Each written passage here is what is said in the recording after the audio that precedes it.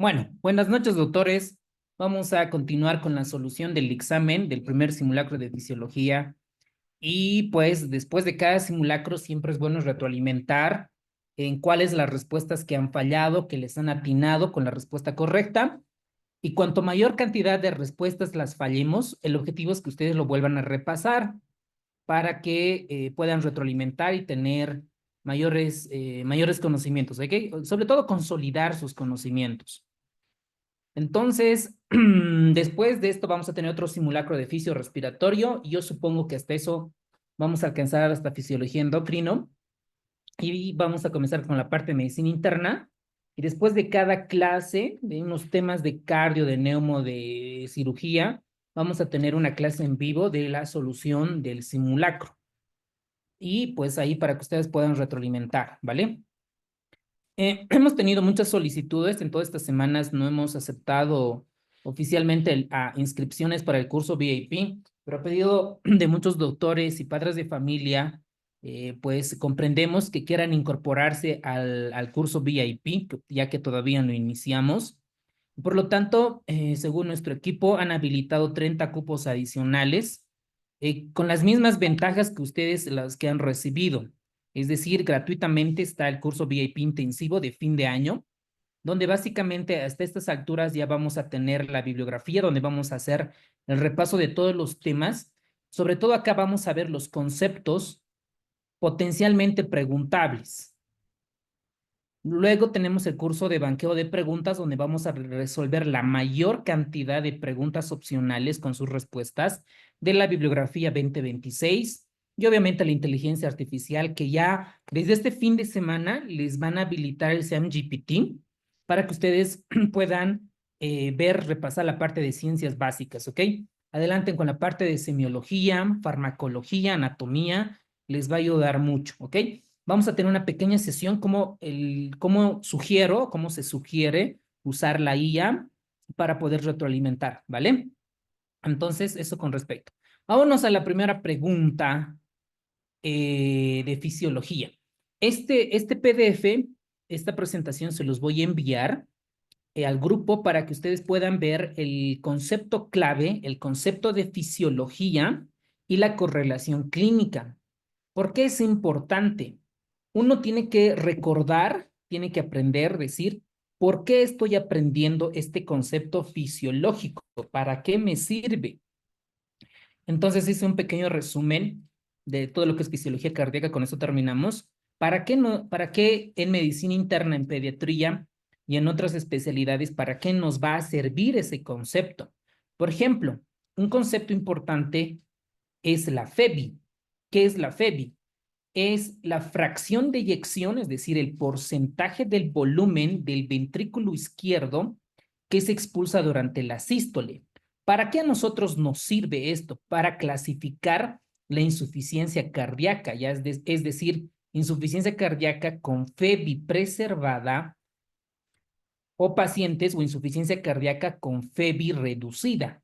Nosotros ahí para el examen de la RESIN, para el examen del internado, tenemos que recordar cuál es la etiología, cuál es la primera etiología para insuficiencia cardíaca con FEBI preservada, cuál es el diagnóstico y cuál es el tratamiento. Entonces, por eso es importante repasar la parte de fisiología. Lo mismo pasa con insuficiencia cardíaca con FEBI reducida. ¿Cuál es la etiología? ¿Cuál es la fisiopatología? ¿Cuál es el diagnóstico y cuál es el tratamiento? Para cada una de estas enfermedades lo vamos a ver de esa manera. Otro concepto importante es qué es la ley de Frank-Starling. ¿Qué es la ley de Frank-Starling? Es decir, cuando el ventrículo izquierdo se dilata más, tiene mayor fuerza, fisiológicamente hablando, normalmente hablando. La ley de Frank-Starling se refiere a la capacidad de adaptación del corazón a diferentes volúmenes. Cuanto mayor volumen, mayor fuerza de contracción hasta cierto punto. Bueno, entonces acá les voy a pasar estos conceptos de fisiología cardíaca con correlación clínica. ¿Para qué me sirve el acoplamiento excitación-contracción? ¿Para qué me sirve la ley de Frank-Starling? ¿Para qué me sirve el sistema de conducción cardíaco, el potencial de acción? Cada uno de estos conceptos vamos a correlacionar y ustedes lo pueden repasar cada uno, ¿vale? Por ejemplo, en fisiología cardíaca, ustedes saben, todos nosotros sabemos que el nodo sinusal es el marcapaso del sistema de conducción, eso no podemos olvidarnos, ¿verdad?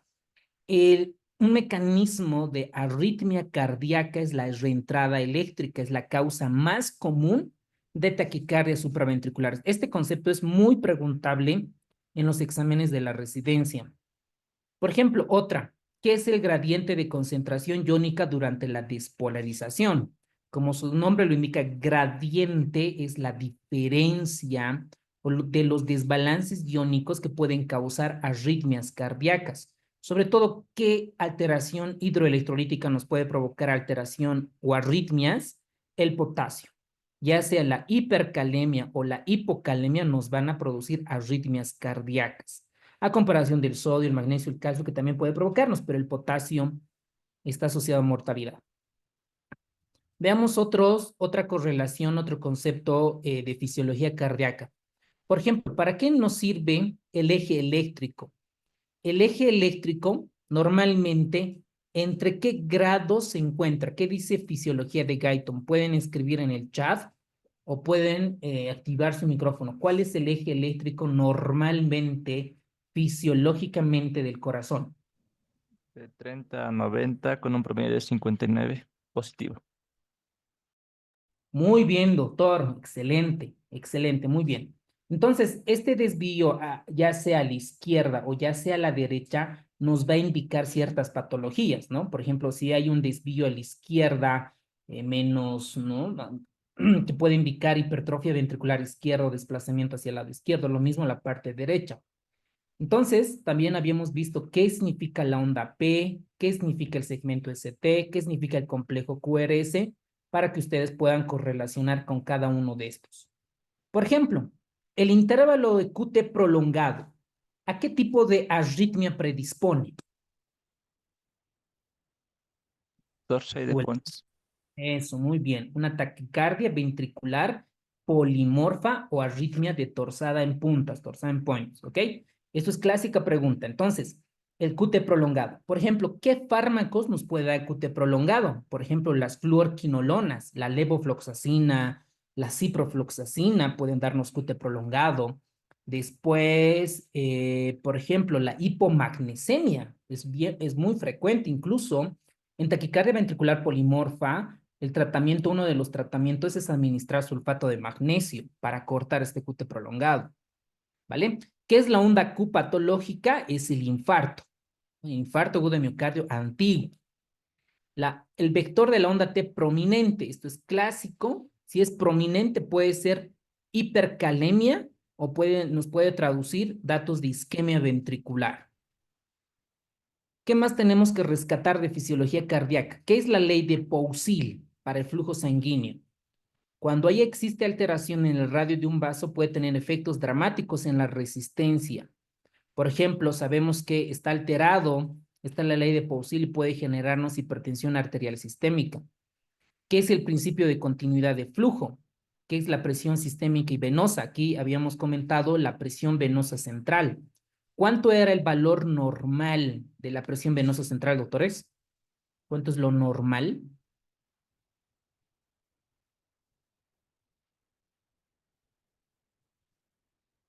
Cero. Eso, muy bien, doctores. Cero, ¿ok? Cero es el valor de la presión venosa central. Muy bien. La resistencia vascular sistémica. Aquí tenemos dos resistencias que habíamos visto. La resistencia vascular sistémica y la resistencia vascular pulmonar. ¿Cuánto es lo normalmente? ¿Qué habíamos visto en Guyton? ¿Cuánto es el valor normal de la resistencia vascular sistémica pulmonar?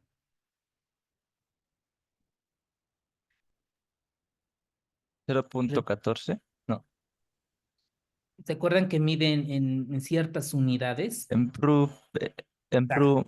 El sistémico es 1 y el pulmonar es 0.14, si no me equivoco. Excelente, ¿ok? Entonces, esta resistencia se mide en las unidades PRU, por todo lo que es el sistema de la parte de la ley de Poussil, que nos va a dar en los valores. Entonces, cuando yo voy a entrar a un cateterismo cardíaco o ver la parte hemodinámica, yo puedo calcular cuántas las resistencias tanto vasculares como pulmonares.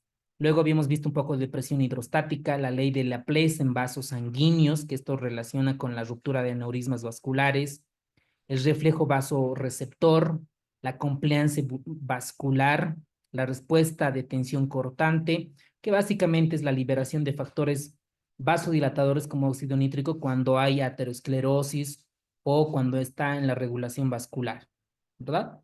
Después, en los últimos temas vimos qué es la distensibilidad arterial, qué es la capacitancia venosa y qué es el reflejo de Bainbridge.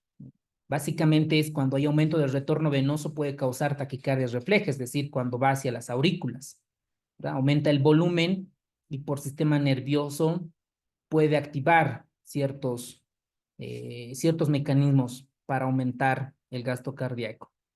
Luego también vimos cómo la presión de pulso y la distensibilidad en diferentes patologías.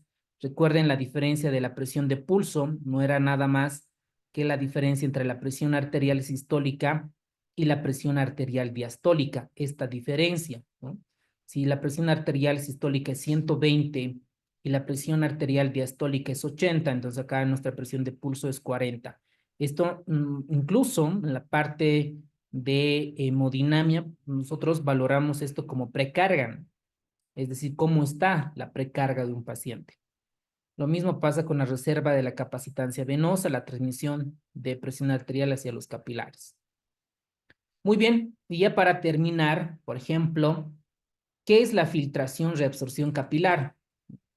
¿Cómo influye la presión hidrostática, la presión osmótica por ejemplo, en un edema?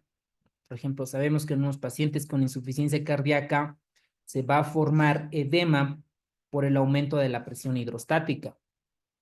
Luego tenemos la ley de Starling en el intercambio capilar, que son varias fuerzas, presiones hidrostáticas, osmóticas y oncóticas para equilibrar, ¿no? Para que un paciente no pueda tener edemas. ¿Cuál es la diferencia entre la presión oncótica del plasma versus el líquido intersticial? Porque ciertas alteraciones puede llegarnos a edema, porque ustedes saben una disminución de proteínas, una hipoalbuminemia, básicamente esta nos va a llevar a que el paciente pueda tener edemas. Por ejemplo, un paciente con cirrosis puede tener edemas en miembros inferiores, ¿ok? Bueno, entonces esto se los voy a pasar al grupo para que ustedes puedan ver el concepto fisiológico y la correlación clínica. ¿Para qué me sirve ese concepto? Entonces, de manera resumida de fisiología cardíaca, ¿qué tienen que recordar? Dominar primero el ciclo cardíaco. Por ejemplo, decir un paciente con pericarditis restrictiva, qué parte está alterada, ¿no? Un paciente con soplos, demás, el ciclo cardíaco. Otro concepto es la electrofisiología, electrocardiograma básico. Después tenemos la alteración del sistema vascular tanto sistémico y del sistema vascular pulmonar, sobre todo las presiones, los flujos. Y también en esta parte tenemos que recordar la parte de presiones y flujos dentro del sistema vascular. Muy bien, vamos con esta pregunta entonces.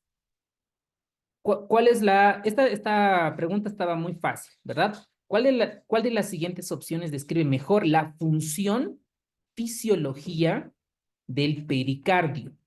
¿Cuál es la función? ¿No? Y es proteger al corazón y lo mantiene en su lugar, ¿no? Porque genera potenciales de acción, no está bien, bombea la sangre tampoco, controla el ritmo cardíaco, permite la contracción, es el inciso C. Ahí tienen el copy-paste del libro de Guyton. La capa del corazón tienen dos, ¿verdad? La parte visceral, la parietal y el espacio virtual. Es la que protege y la que sostiene en su lugar al corazón. Por ejemplo, un paciente que tiene un derrame pericárdico, a un principio puede estar asintomático, ¿no? Es decir, el paciente hace su vida normal, pero cuando este derrame pericárdico aumenta de volumen y el paciente comienza a tener clínica, a eso se denomina taponamiento cardíaco. Entonces, ¿cuál es la triada para sospechar que un paciente tenga taponamiento cardíaco, doctores? ¿Cuál es? ¿Qué se denomina esa triada? La tríada de Beck. Eso, muy bien, doctora, felicidades. La triada de Beck, ¿ok? Puede tener este derrame pericárdico, puede ser leve, puede ser moderado o puede ser severo, mientras no tenga clínica, sigue siendo un derrame pericárdico. El taponamiento cardíaco, el diagnóstico es clínico. El diagnóstico es clínico.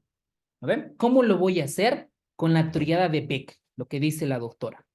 ¿En qué consiste la triada de Beck? El paciente tiene ingurgitación yugular, los ruidos cardíacos están abolidos, reducidos, no se ausculta bien. ¿Por qué? Porque el corazón está envuelto alrededor lleno de líquido, por lo tanto, no se ausculta bien. Entonces, como hay taponamiento cardíaco, el ventrículo izquierdo no se llena completamente el ventrículo izquierdo y por lo tanto baja el volumen sistólico y el paciente baja la presión arterial. Por eso el paciente tiene hipotensión arterial. ¿Por qué tiene hipotensión arterial? Porque no se llena bien el ventrículo izquierdo y el ventrículo derecho, no se llena adecuadamente. Entonces ese líquido retrocede, va hacia la parte retrógrada y se congestiona la parte venosa, por eso está aumentada la presión o la ingurgitación yugular, por eso existe ingurgitación yugular, ¿vale? Por eso es importante recordar por qué hay hipotensión, por qué los ruidos cardíacos están disminuidos, por qué hay ingurgitación yugular. El objetivo es que recuerden el por qué y el para qué, ¿no? Es bien importante. Entonces, le suelen preguntar, por ejemplo, ¿cuál es la causa más frecuente de derrame pericárdico? En el contexto de trauma, un hemopericardio, es decir, trauma al corazón. Ahora, en el derrame pericárdico no traumático, sobre todo si es seroso o serosanguinolento, la mayor parte suele ser idiopática.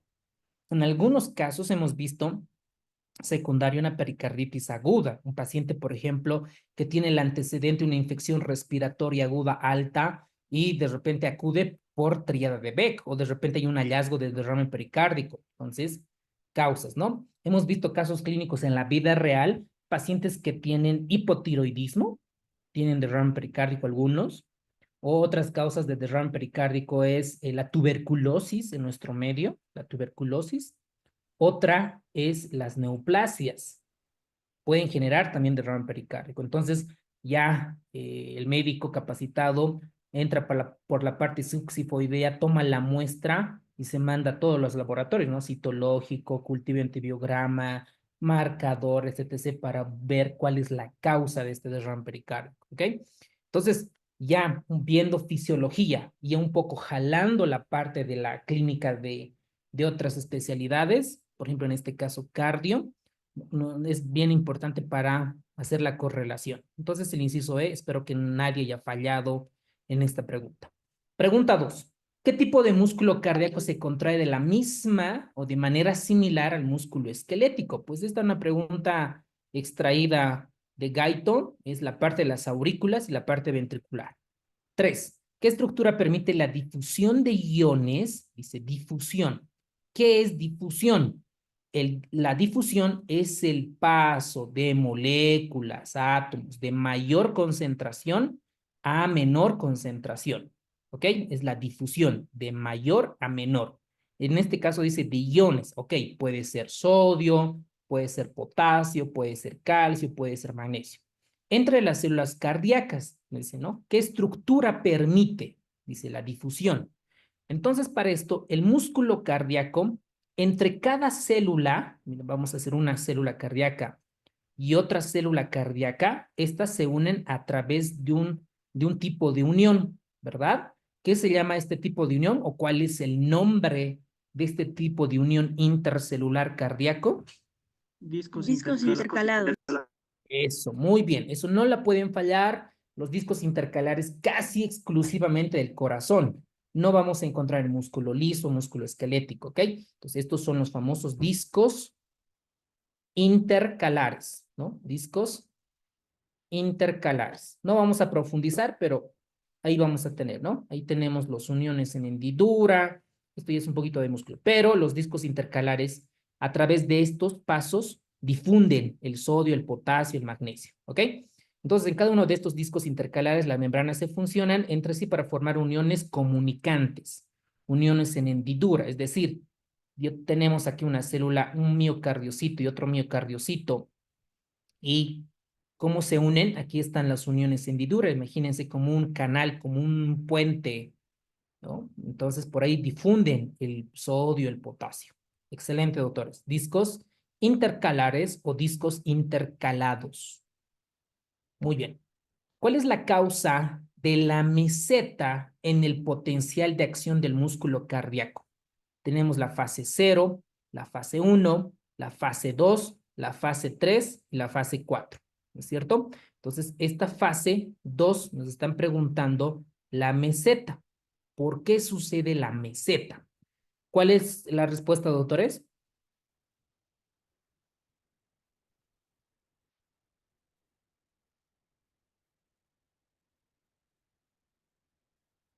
¿Qué inciso pusieron a esta pregunta? A ver, veamos en el chat. Inciso C, inciso E, inciso B. Inciso E. Doctor, una preguntita, por favor. Dale, dale, dale, doctora. Doctor, yo estaba leyendo el Fisiología de Guyton en la edición 14, pero en el libro yo leí que decía apertura de los canales de calcio y cierre de los canales de potasio. Exacto, Pero en los resúmenes estoy viendo que de estos que están incluyendo los canales de iones de potasio. Mm, exacto. Esa es ya una pregunta. después, Está bien, mm, doctora.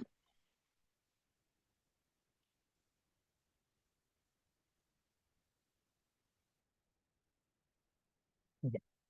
Está bien lo que usted dice, doctora. Está completamente. Lo primero que ustedes tienen que recordar es la entrada. ¿La entrada de quién? De calcio. Lo primero.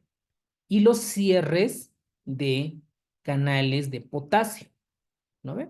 Aquí nos están preguntando la meseta, donde gracias a esto se produce periodo refractario absoluto y el relativo. Vamos a analizar los incisos. Cierre repentino de los canales rápidos de sodio, esto, chao, ¿no ve? No tiene nada que ver el sodio en el periodo de meseta. Apertura de los canales de potasio, no, más que apertura es cierre, cierre. Apertura de los canales de calcio, tipo L, pero dice acá, tipo L. Ustedes verifiquen, Guyton, bien qué tipo de canales de calcio se abren. Disminución de la permeabilidad de la membrana de potasio. Esto sí sucede, porque hay entrada de calcio y disminución de la salida de potasio. Tanto la apertura de canales de calcio, apertura está bien, de los canales de calcio tipo L está bien, como la disminución de la permeabilidad de los iones de potasio. También esta pudiera estar bien. ¿Ok? Ahora vamos a ver exactamente lo que dice el libro de Guyton. Miren, exactamente lo que dice el libro de Guyton. Durante este tiempo, fluye gran cantidad de iones de calcio como sodio a través de los canales hacia el interior de la fibra cardíaca, y esta actividad mantiene el periodo de despolarización, dando lugar a la meseta del potencial de acción, es decir, la entrada de calcio, así como también dice sodio, ¿verdad? La segunda diferencia funcional importante entre el músculo cardíaco y el esquelético es que ayuda a explicar tanto el potencial de acción prolongado como su meseta, es que inmediatamente después del inicio del potencial de acción, la permeabilidad de la membrana al músculo cardíaco a iones de potasio disminuye, es decir, la salida de potasio disminuye, ¿ok? Disminuye, aproximadamente dice 5 veces. Ya este dato de 5 veces ya es muy rebuscada, sería, ¿verdad? Entonces, por lo tanto, esta es la diferencia entre el músculo esquelético y este es el músculo cardíaco, en la parte ventricular sobre todo. Esa es la gran diferencia. Vean esta imagen. Ustedes tienen que recordar para el examen que en el periodo de meseta hay mayor entrada de iones de calcio. Primero, lo más importante, ¿ok? También hay entrada de sodio, pero en menor cantidad, en menor cantidad. Y disminuye, hay salida de potasio, pero disminuye la salida, ¿ok? Entonces, tres eventos o tres sucesos pasan en el periodo de meseta, en la fase 2. Lo que ustedes tienen que recordar es la entrada abundante de iones de calcio dentro de las células. Entonces, ¿qué pasa? Apertura de canales de calcio, perfecto, tipo L, con disminución en la permeabilidad de la membrana de iones de potasio. Ahora, si esta frase aún más la quiero completar, quiero alcanzar la excelencia, la perfección, pudiera decir, hay entrada de sodio, sí, pero hay más entrada de calcio y una disminución de salida de potasio. ¿Están de acuerdo? A ver, doctora, la que estaba comentando, ¿puede repetirnos los tres eventos que suceden en el periodo de meseta? Eso es importante. ¿Puedes Sí, repetir, por favor? Dale. sí, doctor. En el periodo de meseta va a haber gran cantidad de entrada de los canales, va a haber una apertura amplia de los canales de calcio, por lo cual va a haber entrada de calcio en abundancia, en menor proporción va a haber de potasio y en mínima proporción de los de sodio. Eso sería, doctor. Está bien. Entra calcio y entra sodio. ¿Qué pasa con el potasio, doctora? ¿Entra o sale? Ah, perdón. El potasio es el que sale, doctor. Exacto. Sale, pero disminuye, ¿no? En mínima proporción, sí es el que Ah, más mínimo. exacto, doctora. Muy bien. Felicidades. Excelente. Ese es el concepto. Muy bien. Yo creo que de ahí ya no se nos puede olvidar. ¿Ok? Perfecto. ¿Cuál es la función de los túbulos T en el acoplamiento, excitación, contracción? ¿Qué inciso pusieron? Pueden escribir en el chat.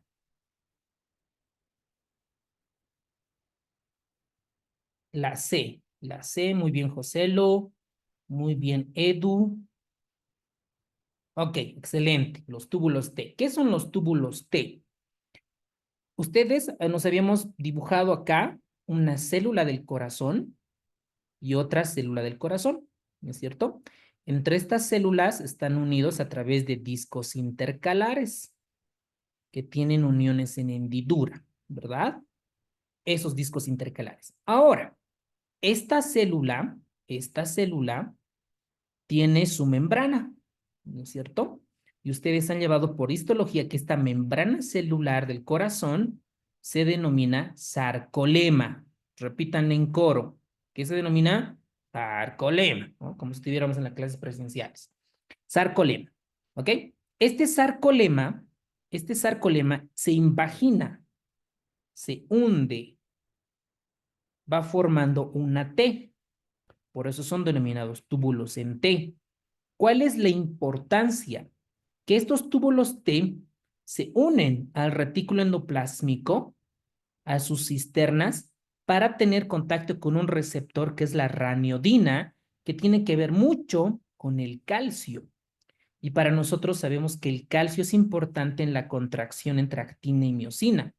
Entonces, esos son los túbulos T, ¿ok? Que son nada más la invaginación, la hendidura de quién? De la membrana celular del corazón, de la célula, que se denomina sarcolema. Bueno, ¿para qué sirve este sarcolema?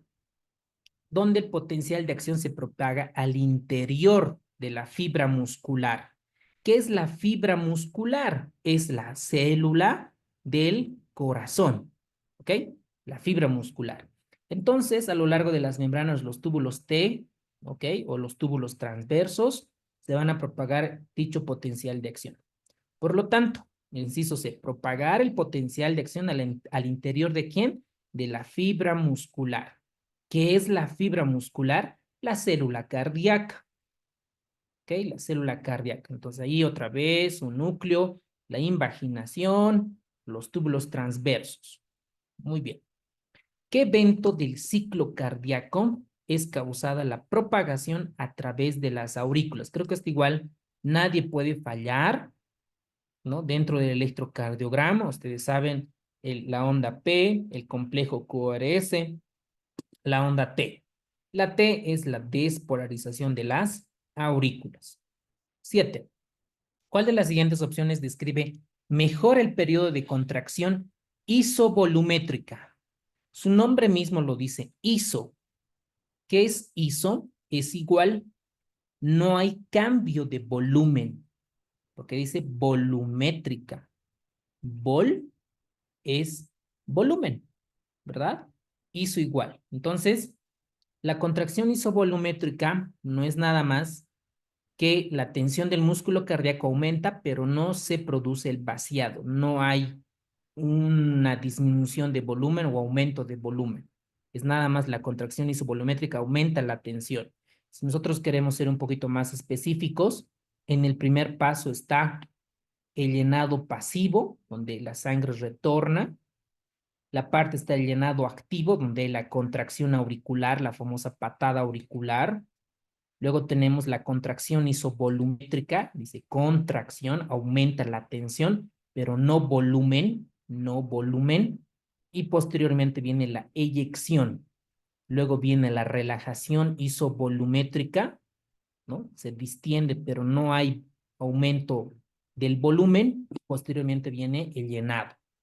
Entonces, estos son los periodos del ciclo cardíaco. Por ejemplo, nos pueden preguntar a nosotros, en fibrilación auricular, atiendan, escuchen, en un paciente que tiene flutter auricular, fibrilación auricular, ¿cuál de estos 5 opciones está alterado? ¿Cuál de esas 5 está alterado? Llenado activo. Exacto, muy bien, doctor. El llenado activo, ¿no? Porque no hay contracción auricular. Las aurículas están fibrilando, no hay contracción, ¿ok? Por ejemplo, nos pueden preguntar igual, en un paciente que tiene insuficiencia cardíaca con fracción de eyección preservada, ¿cuál de estos 5 se altera? Pueden activar su micrófono o escribir en el chat.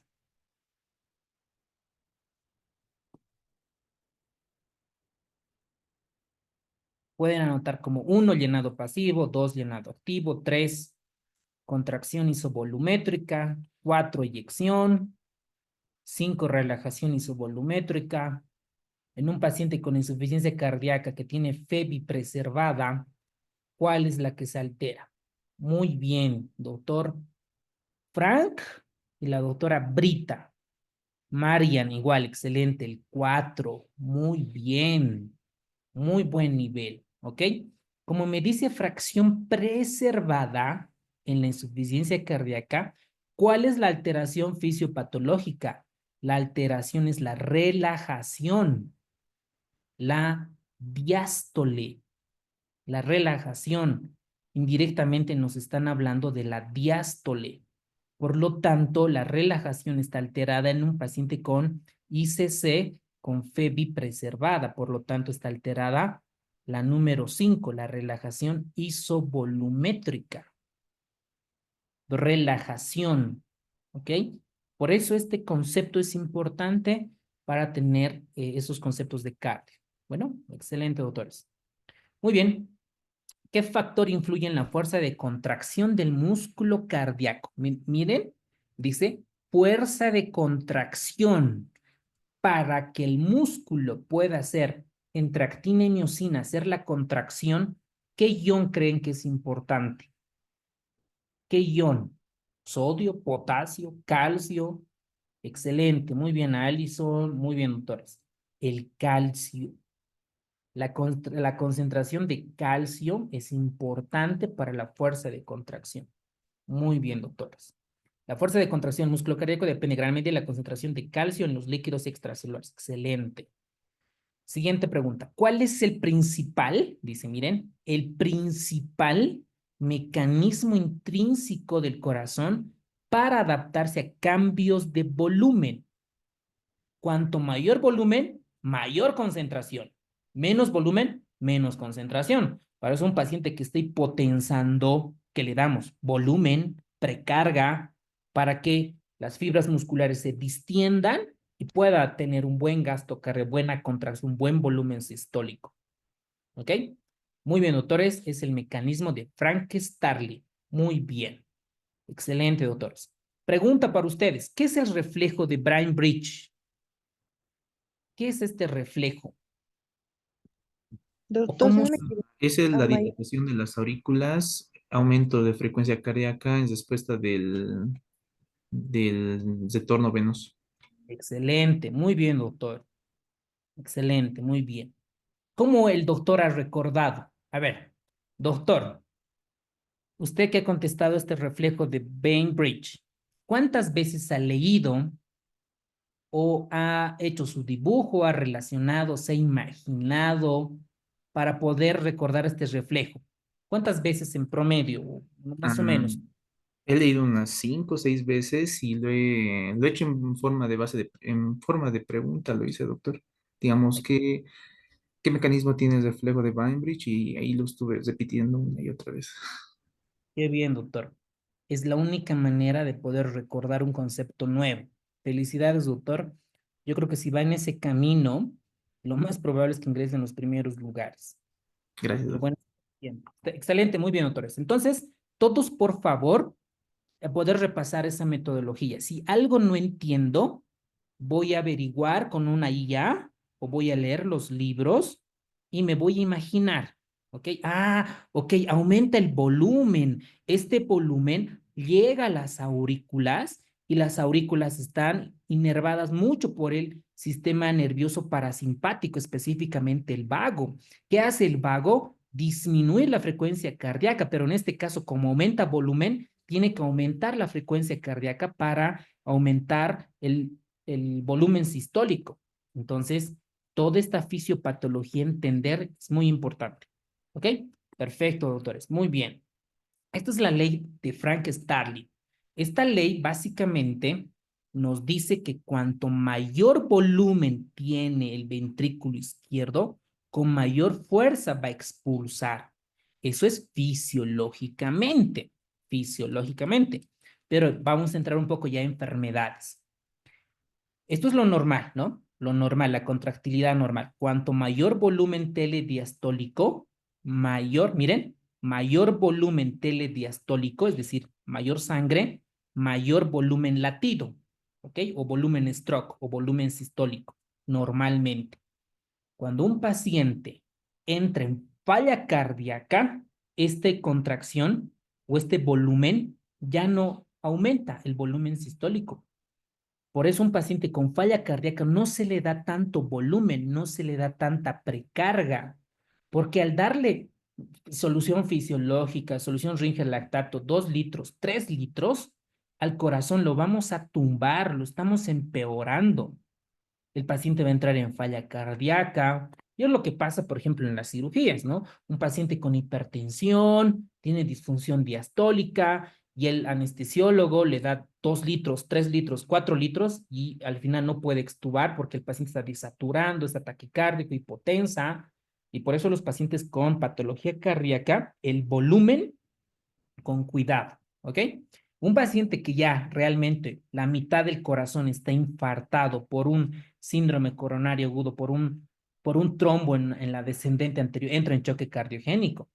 Entonces, por más volumen que le demos, no va a jalar. Entonces, necesitamos nosotros ahí usar beta 1 miméticos, cronotropismo, inotropismo. Entonces, con este inotropismo vamos a aumentar esta fuerza de Frank-Starling. ¿Ok? Y otro dato más importante ya para ustedes cuando al año van a estar manejando pacientes en la residencia, es que, por ejemplo, un paciente que llega a las urgencias, ¿no? Llega a la emergencia y necesita volumen porque está hipotenso, le damos volumen. Digamos que a un principio llega con 80-40, le damos 2 litros de Ringer lactato. Ya, ok, sube la presión arterial a 110-70, perfecto. Digamos que este paciente no recupera y pasa a la unidad de cuidados intensivos. Acá yo puedo saber si va a responder a volumen o no. ¿Qué pasa si yo como ignorante, no lo sé cuánto de volumen le han administrado. Le doy otros 2 litros. ¿Qué va a pasar con esta relación entre volumen y volumen telediastólico? Le voy a dar volumen más y lo voy a empeorar, lo voy a llevar a un choque cardiogénico. Por eso aquí hay una metodología para ver si responde o no responde a volumen. Por eso no necesariamente un paciente que tiene hipotensión arterial va a responder a volumen. Primer concepto que tienen que anotarse. No siempre un paciente con hipotensión va a responder al volumen. Lo podemos empeorar. ¿Y eso de qué depende? De esta curva, de la ley de Frank-Starling. Y estoy entrando un poco más a fisiología cardíaca avanzada. ¿Vale? Excelente, doctores. Entonces, ¿qué es el mecanismo de Frank-Starling? Es la capacidad intrínseca del corazón a adaptarse a volúmenes crecientes de flujo sanguíneo. A esto se denomina mecanismo de Frank-Starling en honor a Otto Frank y Ernest Starling, 2 grandes fisiólogos descritos en el libro de Guyton. Esto es lo normal, ¿ok? Perfecto. ¿Qué efecto tiene el exceso de potasio en el líquido extracelular? Aumenta la frecuencia cardíaca, aumenta la contracción, provoca que el corazón se mueva a una contracción espástica, provoca al corazón que se dilate y se vuelva flácido, o no tiene efecto significativo. Esto es importante porque el potasio mata, doctores, mata el potasio a un paciente. Por ejemplo, a ver, ¿cuándo era? ¿Cuándo estaba de turno? El sábado, creo. Tenemos una paciente que estaba con pancreatitis aguda, creo que tenía 46 años, una paciente joven, mujer, tenía una pancreatitis aguda severa, ¿ok? Una pancreatitis necrohemorrágica grande, ¿no? Y de repente este paciente hizo lesión renal aguda, ¿no? Hizo una necrosis tubular aguda porque el paciente estaba en anuria. Y ustedes saben que una función del riñón es excretar potasio. Llegamos a la guardia, vemos los laboratorios y el potasio estaba en 8.1. Entonces le dijimos, y urgente a la enfermera, necesitamos que prepare una solución polarizante, es decir, glucosa con insulina para que este potasio pueda ingresar dentro de la célula. ¿Por qué? Porque ese paciente iba a hacer paro cualquier momento, porque el corazón iba a hacer que se dilate, iba a hacer que se vuelva flácido, porque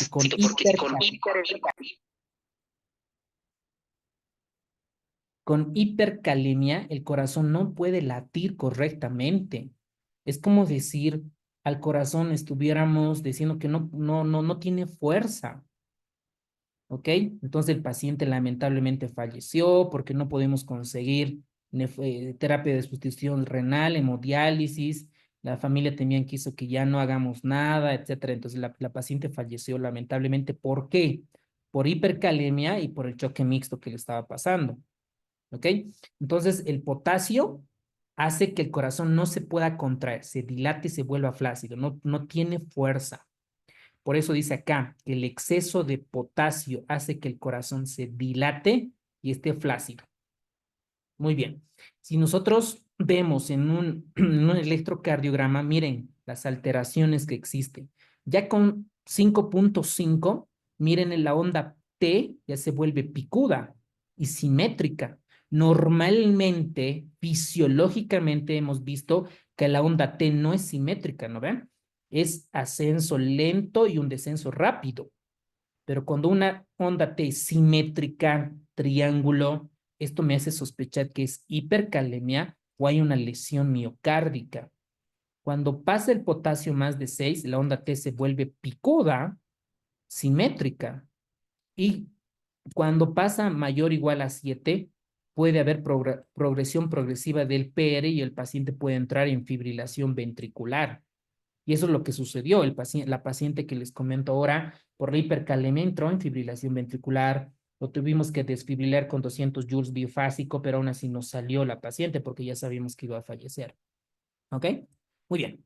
Esta es una pregunta ya más de memoria, ¿no? Esta es una pregunta ya más de memoria. ¿Cuántas veces se contrae el corazón humano aproximadamente en un día? ¿No? Es una pregunta ya de memoria, ¿no? A ver, veamos.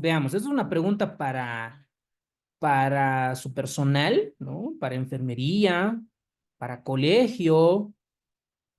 Les pueden decir, en un día tu corazón, ¿cuántas veces dice mi nombre? Algo así le podrías preguntar, ¿no? Entonces la respuesta es, a ver, ¿qué dicen el inciso C? El inciso C, doctor, no está grabando, ¿cierto? Sí, después que es para ustedes, no pasa nada. No pasa nada, no pasa nada. Por eso están en la clase. 15 minutos más les voy a quitar de tiempo y ya terminamos, ¿ok? Las 50 preguntas vamos a volar. Ok, excelente. El inciso C, 100.000 veces. 100.000 veces en un día. Y ustedes saben que también el corazón, antes de que nosotros salimos de la mamá, ¿no? En el nacimiento, pues el corazón ya estuvo latiendo así funcionando, ¿ok? Entonces, miren, dice, la contracción repetitiva es de 100.000 veces al día o 3.000 millones de veces en una vida humana de duración media. Obviamente, esto no deberían de preguntarnos, ¿no? En un examen así de gran importancia, porque probablemente no tenga relevancia, pero es un dato curioso, 100.000 veces. ¿Qué estructura del corazón genera impulsos rítmicos normales? Normalmente el nodo sinusal. ¿Cuál es la función del nodo AB?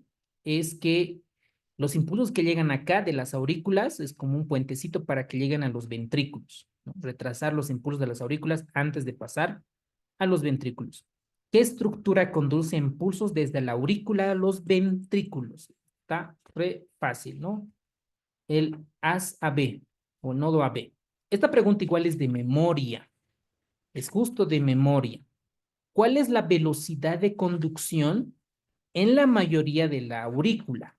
Entonces, en su pregunta-respuesta, tiene que estar en cuánto es la velocidad de las aurículas, bueno, en las aurículas, en los ventrículos y en las fibras de Purkinje.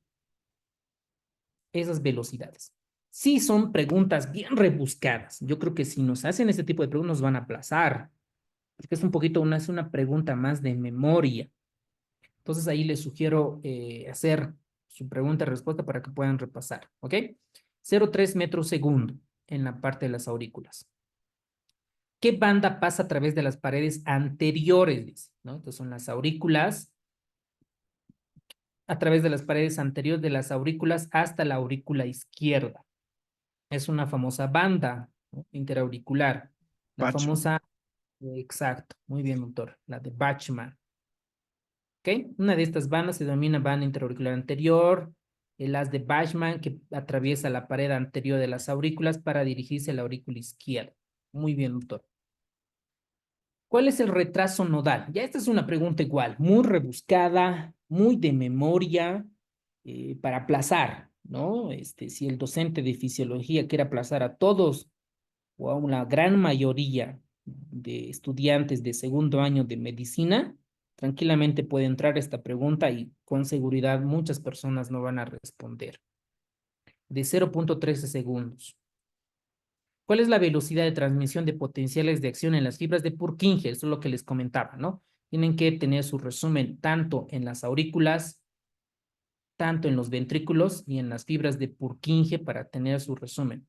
Entonces, esto es una velocidad de 1,5 a 4 metros segundo. ¿Cuánto tiempo transcurre desde el impulso cardíaco ingresa a las ramas del haz de His hasta que alcanza terminaciones de fibras de Purkinje? Entonces, un dibujito, el nodo sinoauricular, el nodo AB, el haz de His y las fibras de Purkinje. Me están preguntando acá, ¿cuánto tiempo ocurre desde el haz de His, desde acá, hasta las fibras de Purkinje? Esta velocidad exactamente es de 0,03 segundos. Entonces, aquí me anoto 0,03 segundos. Obviamente, este es un dato muy rebuscado de fisiología. Y si nosotros repasamos un libro de cardiología, específicamente de electrofisiología, probablemente igual tenga alguna diferencia. ¿Cuál es la velocidad de transmisión del impulso cardíaco en el músculo ventricular? Lo mismo, 0,3 a 0,5. ¿Qué estructura del corazón surge normalmente el impulso? El nodo sinusal, una pregunta repetida. ¿Cuál es la frecuencia rítmica intrínseca del nodo AB? Esto es importante. el nodo sinoauricular, el que es el marcapaso, el nodo sinoauricular, tiene una frecuencia. Ahorita me van a dictar ustedes. Si está enfermo el nodo sinoauricular, el que va a tomar la batuta, el que va a tomar la guía, es el nodo auriculoventricular.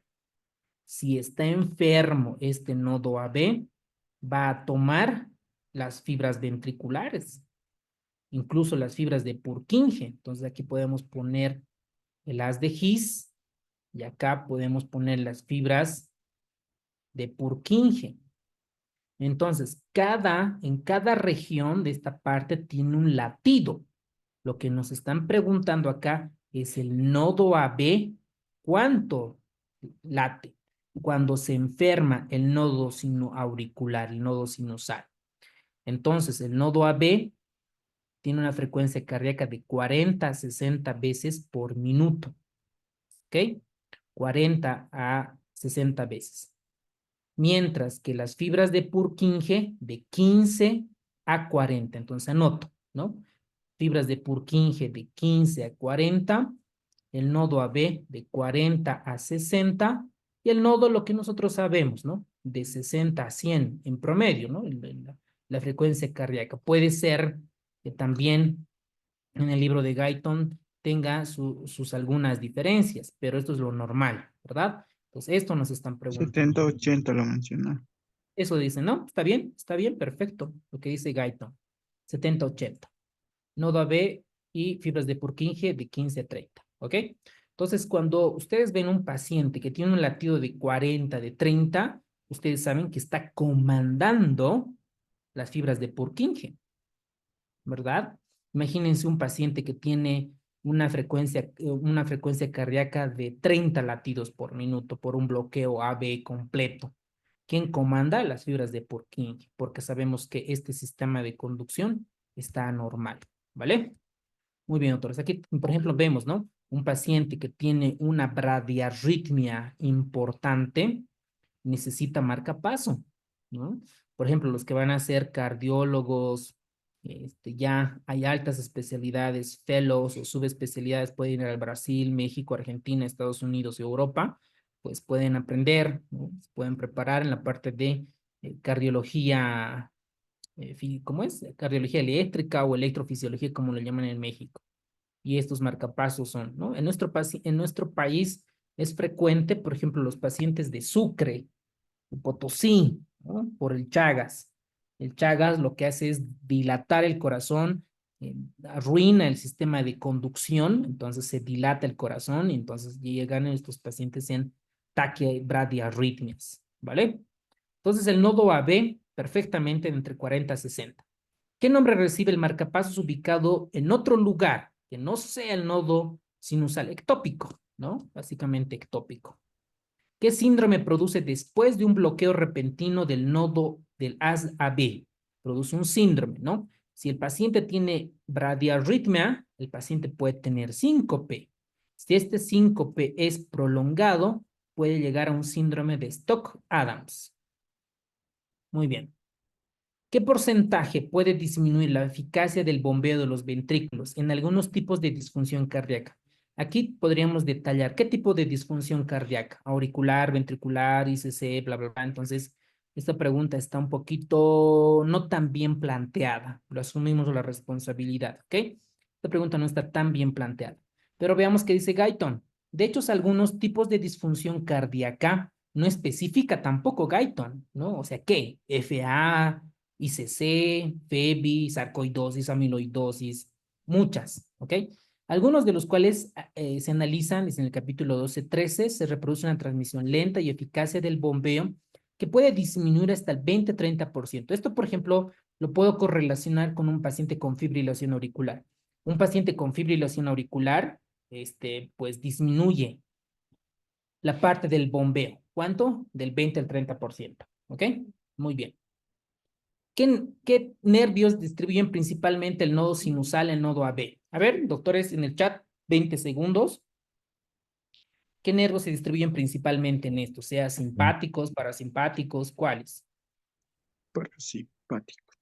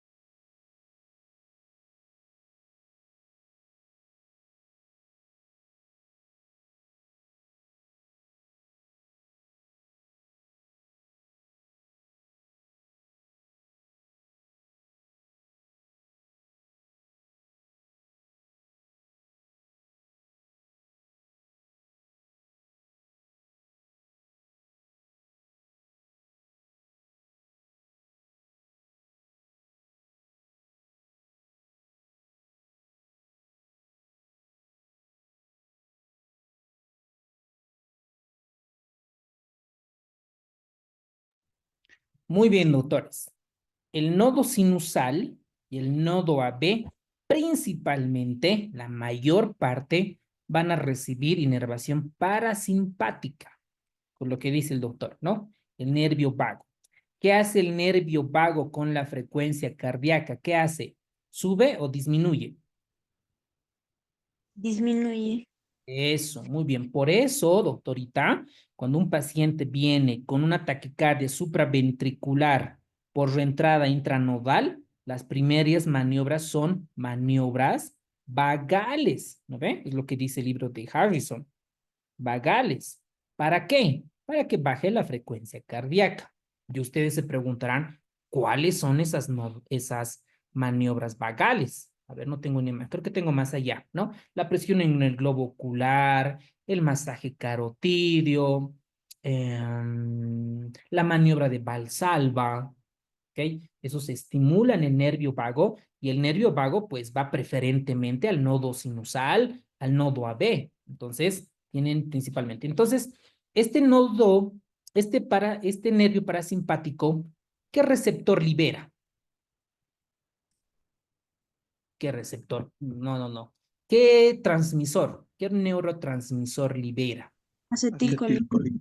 Eso, muy bien. Acetilcolina. ¿Cuál? La acetilcolina tiene dos receptores, ¿no ve? Un receptor muscarínico y un receptor nicotínico. ¿Cuál de estas dos hace que disminuya la frecuencia cardíaca? Muy bien, autor, estamos muy bien hasta ahí. ¿Cuál? ¿El Muscarina. muscarínico o el nicotínico? Ok. Lo mismo pasa acá. En nervios simpáticos, ¿no? Puede liberar noradrenalina, ¿ok? Y otros neurotransmisores, pero el objetivo va a ser elevar la frecuencia cardíaca. Muy bien. ¿Qué neurotransmisor libera el nivel parasimpático? Ahí está, la misma, ¿no? Si es parasimpático, casi siempre es acetilcolina. Y el efecto es disminuir la frecuencia cardíaca, por ende el gasto cardíaco, por ende la presión arterial. Por eso unos pacientes, por ejemplo, cuando tienen una emoción muy fuerte, digamos, se muere su perrito, ¿no ve? Su perrito, digamos que se llama Puka y puede pasar algo, entonces puede bajar la frecuencia cardíaca y un paciente se puede desmayar, puede entrar en un síncope. Entonces, ¿nosotros qué vamos a hacer? Aumentar el retorno venoso, ¿no ve? Que se acueste, apretamos las piernas, donde está mayor el sistema venoso, aumenta el gasto cardíaco. O le inyectamos, o sea, le instalamos una vía venosa periférica y le damos volumen, ¿ok? Entonces, básicamente esto es lo que sucede cuando se estimula a un paciente con síncope, porque se activa mucho la parte parasimpática, ¿ok? Muy bien. ¿Qué efecto tiene la estimulación vagal? Dice, miren, estimulación vagal fuerte en el corazón. ¿Aumenta la frecuencia cardíaca? No. ¿Disminuye la fuerza de contracción? Puede ser. ¿Detiene por completo la excitación rítmica del nodo sinusal? Puede ser. ¿Aumenta la excitabilidad de las fibras del nodo AB? Dice, excitabilidad AB. ¿Acelera la transmisión del impulso cardíaco? ¿Qué contestaron acá? ¿Cuál es el efecto de la estimulación vagal? Las maniobras vagales vamos a tener, por ejemplo, el hielo en la cara, ¿no? Un paciente que está ansioso, que está con aumento de la frecuencia cardíaca por alguna razón, por cuando se ha asustado, por ejemplo, entonces el hielo en la cara hace que se estimule la parte vagal y disminuye la frecuencia cardíaca. Creo que en Alemania, sí, también en Alemania estuvieron estudiando estimular el vago a través por la parte retroauricular para que puedan controlar cierto tipo de epilepsias. Después tenemos la compresión ocular, el masaje del seno carotidio, maniobras vagales para bajar la frecuencia cardíaca. ¿Estos qué tipo de arritmias? Sobre todo en las arritmias de taquicardia supraventricular por reentrada. En este tipo de maniobras se utiliza. Entonces, los nervios vagos pueden interrumpir completamente la excitación rítmica del nodo sinusal, incluso puede bloquear la transmisión del todo el sistema de conducción. Entonces, la respuesta acá es el inciso C. ¿Qué proceso provoca el aumento de la negatividad del interior de las fibras? ¿Fibras de quién? Cuando me dicen fibras cardíacas, recuerden que se refiere a la célula del corazón, ¿ok? A la célula del corazón. ¿Qué provoca el aumento de la negatividad? Digamos que tenemos una célula y entra cloro, ¿no? Es decir, que dentro de la célula, si estaba menos 60 milivoltios, por la entrada de cloro se vuelve menos 90, menos 110. ¿A esto qué se denomina? 15 segundos.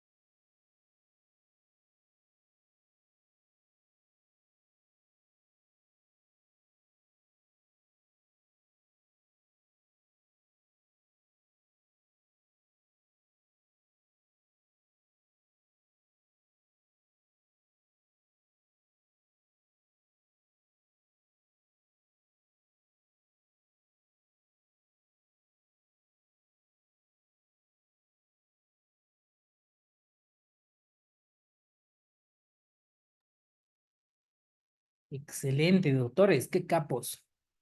Buenísimo. Hiperpolarización. Entonces aquí tenemos una imagen.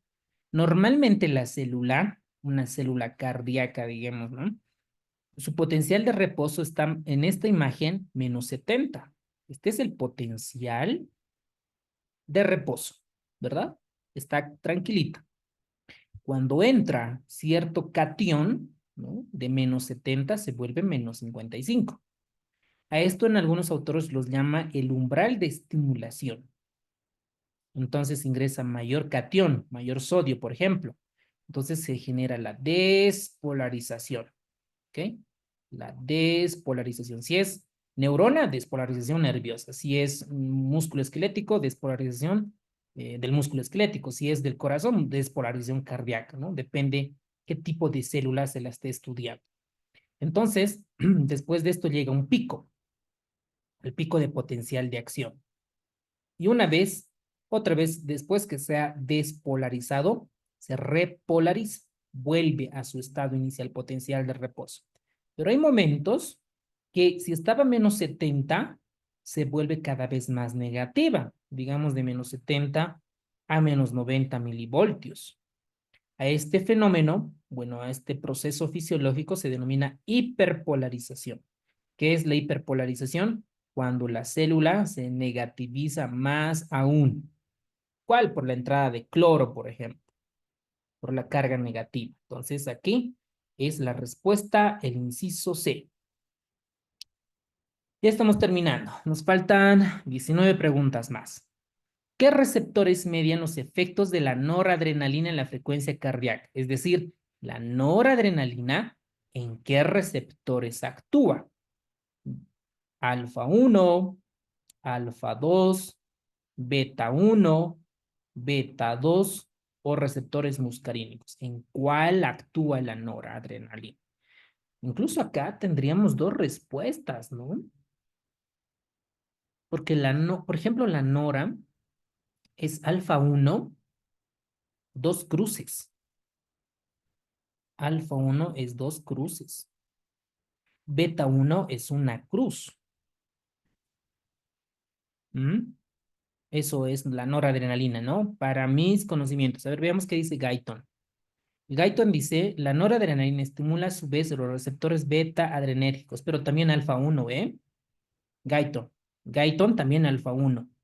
¿Me estás escuchando, Guyton? Sí, también alfa 1, ¿ok? Entonces, esto un poquito para los estudiantes de medicina, para los doctores, tal vez sería bueno acá también poner alfa 1. A no ser que te estés refiriendo solamente al corazón.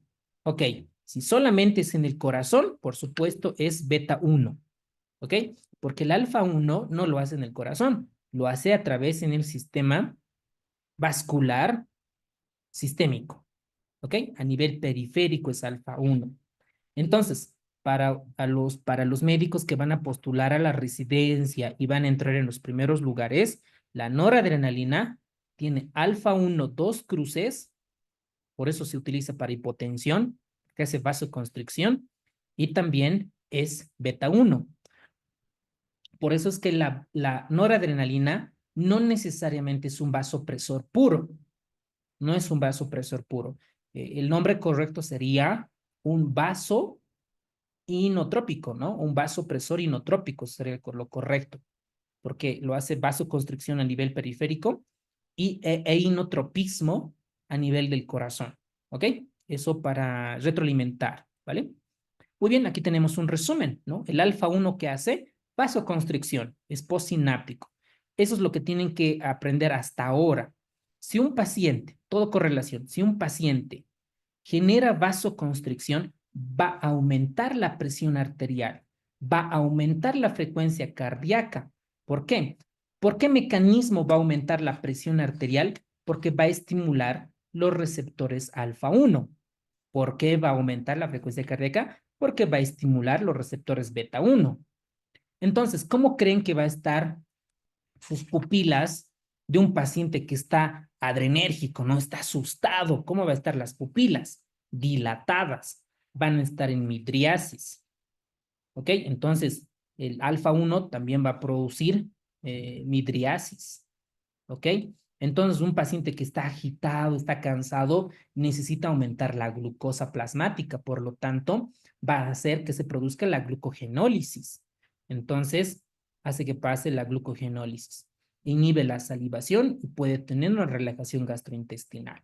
¿Ok? Eso es lo que hace alfa 1. El alfa 2 casi no se la ve tanto, no se le estudia tanto en la parte clínica. Probablemente los que manejan dolor, los que hacen anestesiología y luego hacen dolor, puede ser que tenga que ver mucho con la parte de relajación gastrointestinal, inhibe la liberación de la insulina, agregación plaquetaria e inhibe la lipólisis, ¿vale? No sé si ustedes conozcan algún medicamento, ya sea que estimule o inhiba alfa 2.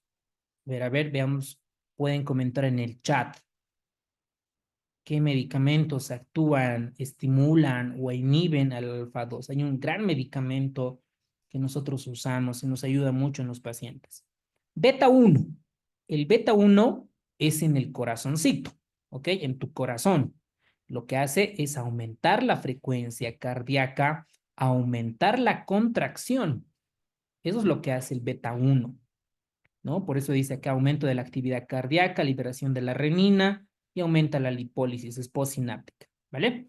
El beta 2 es a nivel pulmonar. El beta 2 normalmente lo que hace es broncodilatación. Broncodilatación, es decir, los bronquiolos se broncodilatan, entran más oxígeno, ¿no? Un paciente que tiene asma, que tiene exacerbación de EPOC, necesitamos broncodilatar, usamos agonistas de los beta 2, como por ejemplo la terbutalina, el salbutamol, ¿ok?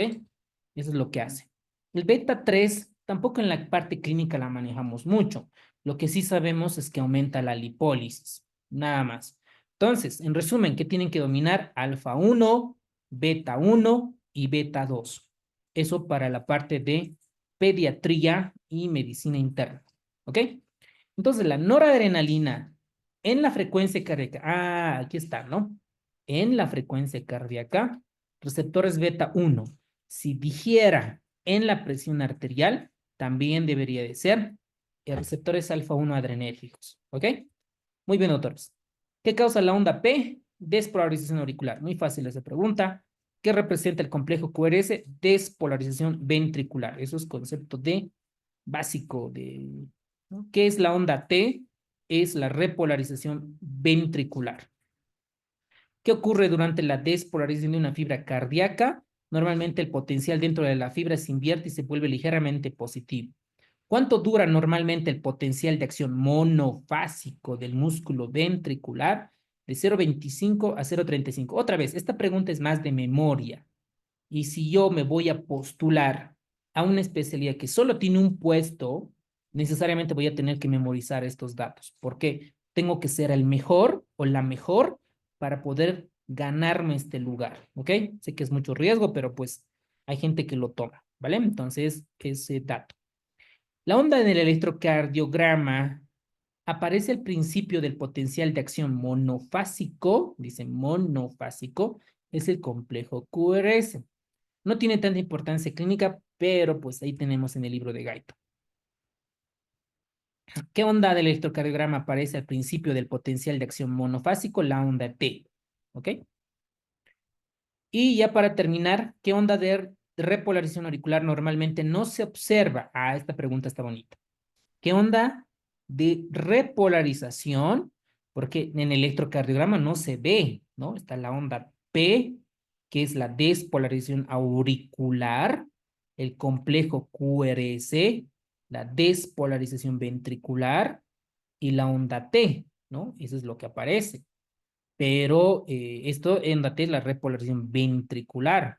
Aquí nos están preguntando la repolarización auricular. Por lo tanto, es la onda T auricular, porque más o menos debería estar por acá, ¿no? Más o menos que lo oculta. ¿Cuánto tiempo después de la onda P se repolarizan las aurículas? Normalmente lo hacen de 0,15 a 0,20 segundos. ¿Qué, cómo podría recordar este dato? Miren, la onda P, Q, R, ahí, ¿no es cierto? Esta onda P desde acá, ¿no? Desde acá hasta la R, ¿cuánto mide? Lo máximo, ¿cuánto debería medir el PR? A ver, veamos, doctores. ¿Cuánto debería de medir normalmente PR? 5 A ver, cuadritos. eso, 5 cuadraditos. ¿No ven? Esos 5 cuadraditos, ¿cuántos milisegundos son? 0,20. Eso. 0,20 segundos, lo que dice la doctora, o 200 milisegundos, ¿no es cierto? Este PR normalmente debería venir así. Ahora, ¿qué pasa si mide más? Por ejemplo, una onda P, y estoy exagerando, ¿eh? Un Q, R y la onda T. Voy a cambiar acá de color para que se entienda mucho mejor esta parte, ¿no? Aquí está la onda P y ahí está la Habría E. Digamos que tiene 8 cuadraditos. ¿Cuánto sería? 8 por 0,04. ¿Cuánto es? A ver. ¿Cuánto le sale, doctor? 8 por 0,04. 320, ¿no? 0,32 segundos. 0,32 segundos o 300 o 320 milisegundos. Pregunta para ustedes. ¿Cuándo se la considera un bloqueo auriculoventricular de primer grado? ¿Cuándo? cuando hay prolongación progresiva del PR. Eso, muy bien, doctor. Cuando hay aumento del PR, de este intervalo, del intervalo PR, más de 200 milisegundos o 0,20 segundos. Eso es un bloqueo auriculoventricular de primer grado. Incompleto, ¿no? Cero. Entonces, esto es lo que tienen que memorizar. Se preguntan mañana a su espejo o a tu compañero de estudio, ¿cuándo es un bloqueo auriculoventricular de primer grado? Cuando el intervalo PR está más de 0,20 o más de 200 milisegundos. Aquí falta 1000 ¿no? Milisegundos. Entonces, es eso, ¿no? Entonces nos dice, ¿cuánto tiempo después de la onda P se repolarizan? Hasta 0,20, porque si es 0,21, 0,22 y es un bloqueo AB de primer grado, ¿vale? Muy bien, doctores. Qué bonito es analizar y el ver el por qué y el de cómo. ¿Qué representan las líneas horizontales? Las líneas horizontales en el electrocardiograma, el voltaje, ¿no? Eso no puede haber fallado. Voltaje. Muy bien. ¿Qué representan las líneas verticales ahora? ¿Qué representan las líneas verticales? Es el tiempo, ¿no? Por ejemplo, aquí tenemos lo que dice el doctor, son los 5 cuadraditos, ¿no ve? Esto es un cuadradito grande, miren. 1, 2, 3, 4, 5. Normalmente eso debería medir el PR, ¿no? Aquí tenemos el P, miren. P, ¿cuántos cuadraditos? 1, 2, 3, 4, 5, justo al límite. Si estuviera un PR más un poquito acá, 6, 7, 8, ya sería un bloqueo AB de primer grado. ¿Vale? Entonces, lo primero que tienen que recordar, el PR, 5 cuadraditos, 200 milisegundos o 0,20 segundos, ¿ok? Como quieran ustedes expresar.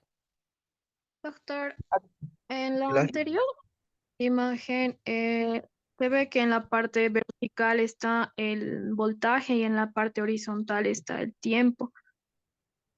Sí, en esa parte igual yo tenía dudas, porque la horizontal medía el tiempo y la vertical el voltaje, pero en la Sí, pregunta sí, decía está bien.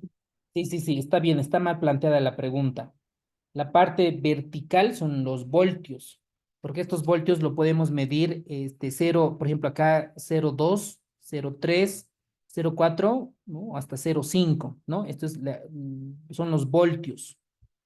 En la parte vertical, ¿no? Hacia este lado, ¿no? Y hacia la parte horizontal está el tiempo. Totalmente de acuerdo, doctor. Está bien su análisis. Está bien lo que dice la imagen. Está muy bien. Muy buena observación, doctora. Está muy bien y excelente su intervención. Está bien. ¿Algo más de aquí, tal vez? ¿Algo? ¿Alguna otra pregunta? bueno, decía cuando en la vertical igualmente había confusión. Ah, ok, ok. Vale, vale. La vertical, para nosotros milivoltios y a la parte horizontal, con el eje de las X, el tiempo, ¿vale? Estos dos nos vamos a memorizar para interpretar un electrocardiograma, ¿vale? Después vamos a ver, hemos visto también los bloqueos auriculoventriculares, ¿no? Hemos visto el de primer grado, que básicamente sería un intervalo PR mayor a 200 milisegundos. Luego tenemos un bloqueo auriculoventricular de segundo grado, MOBITS 1 y MOBITS 2. El MOBITS 1 es cuando el P se alarga, ¿verdad? El P, QRS, ¿no? Tenemos otra P un poco alargada, otra P más alargada y otra P que no conduce, ¿no? Una P bloqueada. Y la 2 es el constante, el PR, constante el PR y de repente una P no conduce. Y el bloqueo auriculoventricular de tercer grado es que hay una disociación auriculoventricular, ¿no? Es decir, las aurículas van por su lado, digamos así, a las ondas P, ahí. Y los ventrículos, podemos dibujar de otro color azul, que pueden ir hacia este lado, ¿no? Diferente, ¿ok?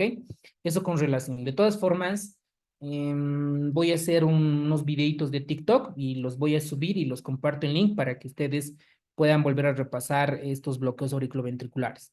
Pregunta para ustedes. De estos bloqueos auriculoventriculares, ¿cuáles son los benignos y cuáles son los malignos? Teniendo en cuenta que los malignos necesitan un marcapaso transvenoso temporario, ¿no? En la parte de urgencias, y ya lo mandamos a cardiología para que tenga un marcapaso permanente. ¿Cuáles son los bloqueos auriculoventriculares que necesitan marcapaso o cuáles son los malignos? Los malignos son del MOBITS 2 y de bloqueo claro 3. Excelente, excelente, muy bien, doctor. Entonces, como dice el doctor, y ese es súper correcto. Entonces, los bloqueos benignos es el de primer grado y el auriculoventricular, MOBITS 1, fenómeno de Wenck-Bach también, ¿no? Y los malignos son del MOBITS 2, de segundo grado y el de tercer grado, ¿no? Son los benignos y estos son los malignos que necesitan marcapaso. Excelente, doctor. Muy bien. Muy bien a todos, ya estamos terminando. ¿Qué representan las líneas verticales? En este caso, si es vertical, pues son los voltajes. ¿Ok? Esto es voltaje. Muy bien. ¿A qué velocidad se realiza típicamente un electrocardiograma? ¿Cuál es la velocidad normalmente? 25 milímetros por segundo. ¿Cuál es el voltaje normal del complejo QRS desde los brazos a una pierna? Y esta es una pregunta hiper rebuscada, ¿no? Porque de cada eje podríamos sacar, entonces de 1 a 1.5. ¿Qué representa el PR, ¿no? El PR va desde las aurículas hacia el nodo AB, ¿no? Desde las aurículas hasta la parte de los ventrículos, este proceso, este caminito, ¿verdad? Entonces, este va, aquí tenemos, miren, desde la onda P, por ejemplo, miren esta onda P, desde la aurícula hasta la Q, ¿no? O hasta aquí sería la R. Pues miren cuántos cuadraditos son. 1, 2, 3, 4, 5, 6, 7. 7 por 0.04. Entonces, ¿cuánto sale? A ver, vamos a ver, vamos a ver. ¿Cuánto le salió? 7 por 0.04, 0.28, ¿no es cierto? 0.28 segundos o 280 milisegundos. Esto ya entra en un diagnóstico de bloqueo AB de primer grado, ¿no es cierto? Ahora de rima benigna. Ok. Entonces el tiempo entre la excitación auricular y el comienzo de la excitación ventricular. ¿Cuánto dura normalmente el QT? Buena pregunta. Porque gracias a este QT nosotros vamos a sacar el QT corregido, tanto para masculinos como para femeninos. Y el QT corregido nos va a decir, este paciente tiene un QT largo, nos puede hacer una taquicardia ventricular polimorfa. Necesitamos darle magnesio, necesitamos ver cuál es la causa. Entonces, este valor, el QT, es importante. ¿Qué inciso pusieron, doctores? C. Eso, ¿no? Están dentro de los 0.35 segundos o 350 milisegundos. Entonces, lo normal son 350 milisegundos. ¿Están de acuerdo? O 0.35 segundos. Pregunta para ustedes. ¿Cuándo ahora, cuando yo sé que es lo normal esto, cuándo vamos a considerar ahora un síndrome de QT prolongado o largo, como quieran, ¿no? ¿Cuándo lo vamos a considerar? Tanto para el masculino como para el femenino. Ya, esto yo sé que no está en fisiología de Guyton, ¿no? Lo vamos a ver en base a Harrison o cualquier libro de cardiología, específicamente Brownland, por ejemplo, ¿no? Pero ya, les estoy dando, ya estamos un poquito tocando la parte de patologías para poder entender. Me parece genial. 0.35 segundos. ¿Cómo se determina la frecuencia cardíaca a partir? Hay muchas maneras, pero una manera fácil es contando los RRs, ¿no? Como dice en los intervalos RRs. Aquí tenemos, por ejemplo, de una R a otra R. ¿Cuántos cuadraditos son? ¿No? 1, 2, 3, 4, 5, 6, 7, 8, 9, 10, 11, 12, 13, 14, 15 cuadraditos. 2500 entre 15. Y ya tenemos nuestro latido, ¿no? Nuestra frecuencia cardíaca, que sería 100 latidos por minuto. Después hay otras maneras más, por supuesto, pero este es lo más fácil. ¿Qué establece la ley de Einthoven? Ahí, muy buena pregunta. Pueden activar su micrófono si desean, doctores. ¿Qué es la ley de Einthoven?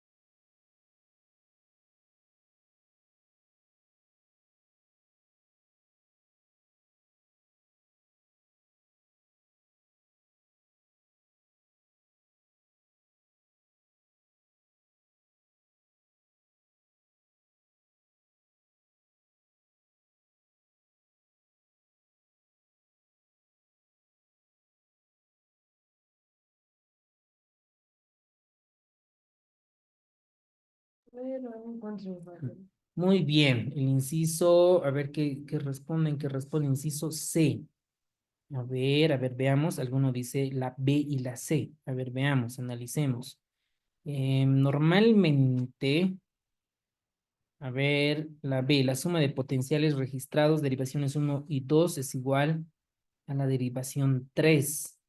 A ver, la 1 es así, más o menos, ¿no? La 1, la 2, ¿verdad? Y la 3, ese es el triángulo.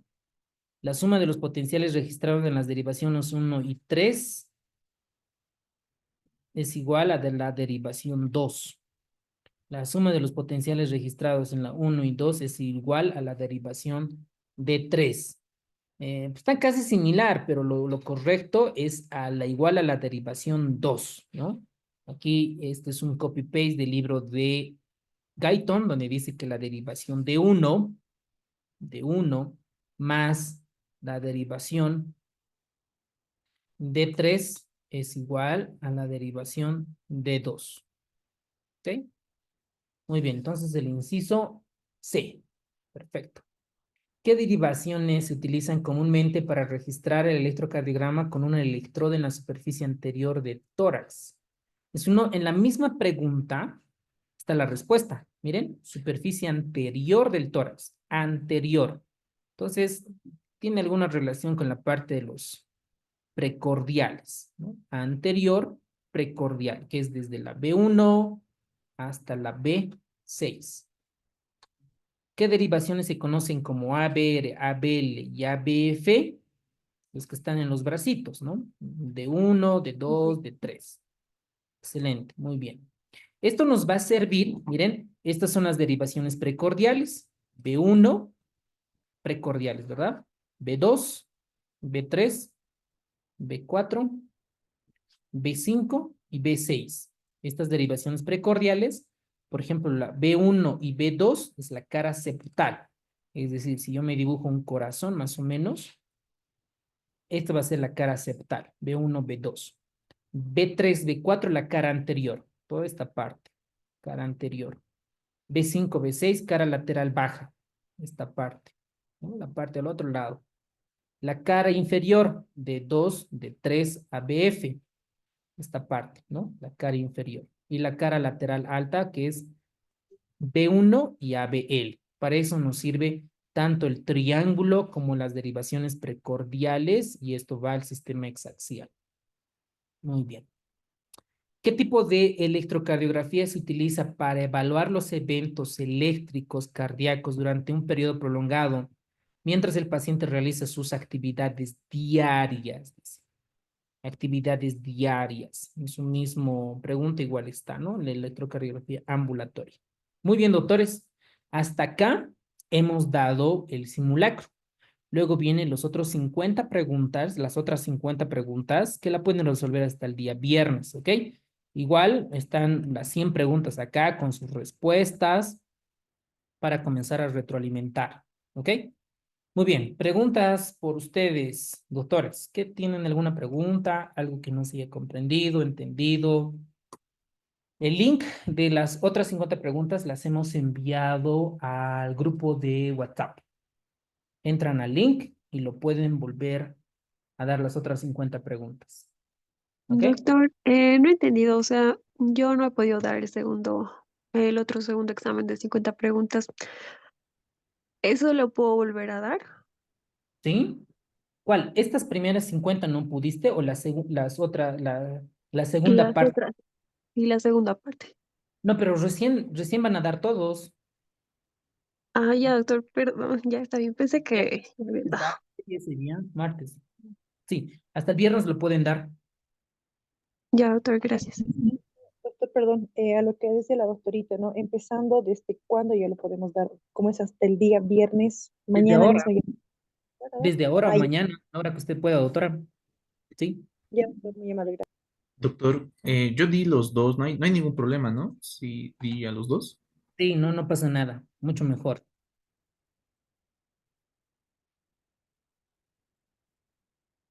Buenas noches. ¿Hay algún problema en la página de registro? Desean ya que no me dejas registrar con mis datos. Cristian, doctor Cristian, para registrar seguramente le han enviado un link y ese link ingresa, se registra a la parte de residencia y seguramente dice la autentificación le va a llegar al correo. Ingresa su correo, en la parte de un costadito dice spam, ¿ok? Spam, entra ahí al spam y le va a llegar allí los tres, creo que son 4 o 5 números, y eso los puede copiar a la página y le va a aparecer ya registrado. Entonces, más o menos para el fin de semana ya probablemente ya esté activa la inteligencia artificial para que vayan repasando ciencias básicas. Y para la segunda semana de mayo ya vamos a comenzar a subir las clases que vamos a dar, los bancos de pregunta de medicina interna y ya va a poder ingresar, ¿no? Más o menos en mayo, ¿ok? Porque ahorita la página la estamos reestructurando, estamos subiendo material, sobre todo casos clínicos, banco de preguntas, flashcards, estamos optimizando los agentes de inteligencia artificial y esas cosas, ¿ok? Pero no se preocupen, tienen todavía unas 3, 4 semanas más para poder registrarse, pero igual a un principio no podía registrarme, ¿no? Le decía al ingeniero, oye, pues, ¿qué pasa? Entonces sí, me había llegado al spam unas 4 veces. Entonces volví a intentar, busqué en el Doc- spam y ya. Ok, dale, doctora, perdón. Doctor, disculpe. ¿Y los que Sí. no tenemos spam? Ay, disculpa, yo no tengo spam en mi A celular, ver, no sé cómo se verá, pero yo no busqué la aplicación de spam y no encuentro, no, no, no, entonces no. yo esperando y esperando el código y nada, Doc, No te pero va a preocupes. disculpar. Si quieres, ahorita, si quieres, compartir tu pantalla, voy a dejar de compartir y lo hacemos ahorita mismo para que todos igual puedan ver. Pero voy a dejar de grabar. Permíteme un ratito. Detener.